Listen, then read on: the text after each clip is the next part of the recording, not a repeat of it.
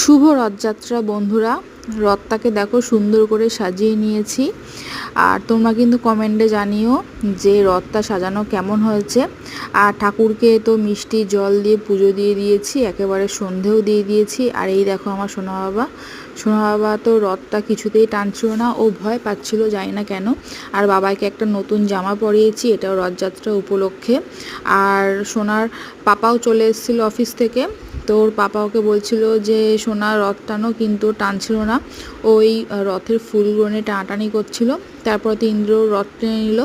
আর লাস্টে বাবাই রথ টেনেছে, তোমরা আমার শর্টসে দেখে নিতে পারো। ওখানে মাম্মাম রথ টেনেছিল একা একা। আর বাইরে এত বৃষ্টি পড়ছিল, সেই জন্য ঘরের মধ্যেই না রথটা টেনেছি। তারপরে বৃষ্টিটা কমলে আমরা রাস্তায় গিয়েছিলাম। আর তারপরে দেখো আমরা তিনজন মিলে বাবাইকে রথ টানানোর জন্য চেষ্টা করছিলাম, কিন্তু কিছুতেই টানছিল না, ও ভীষণ ভয় পাচ্ছিল। তো চলো টাটা।